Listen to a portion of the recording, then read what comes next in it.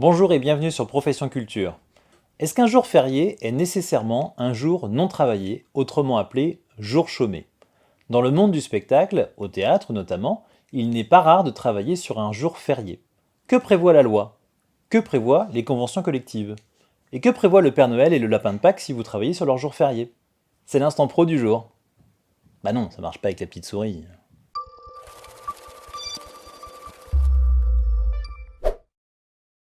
Le Code du travail indique qu'il y a 11 jours fériés en France. En Moselle, Bas-Rhin et Haut-Rhin, on passe à 13 jours et on est à 12 jours dans les départements d'outre-mer qui commémorent par un jour férié l'abolition de l'esclavage.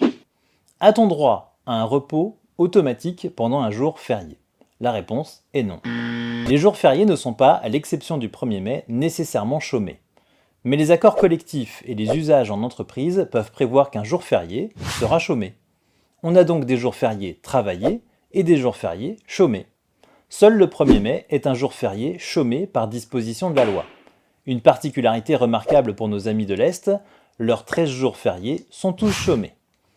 Du côté des conventions, comme toujours, une lecture attentive est indispensable. La convention collective du spectacle vivant rappelle ainsi, par principe, les jours fériés définis à l'article L3133-1 du Code du travail peuvent être travaillés. Il s'agit des 11 jours que je vous ai cités plus haut. Aussitôt, elle donne une exception. Pour les personnels non cadres de la filière administrative gestion de la structure, les jours fériés sont chômés. Et pour le personnel technique relevant de l'annexe 1, toujours de la Convention du spectacle vivant, l'article 3.3 prévoit non pas explicitement des jours fériés chômés, mais une liste de jours fériés ouvrant droit chacun à un jour de repos compensateur si jamais la journée est travaillée. Façon de dire que si les jours fériés visés ne sont pas chômés, alors d'autres jours le seront. Comment est payé un jour férié? S'il est travaillé, aux yeux de la loi, le salarié est payé comme d'habitude, sauf cas du 1er mai qui, en cas de travail, entraîne obligatoirement une indemnisation. Au-delà de cette neutralité salariale légale, un accord collectif peut majorer la rémunération.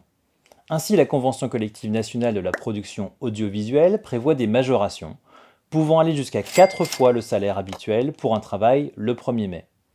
Si nous reprenons l'exemple des personnels non cadres de la filière administrative gestion de la structure dans le cadre du spectacle vivant, le travail d'un jour férié normalement chômé entraînera une augmentation de salaire de 15%.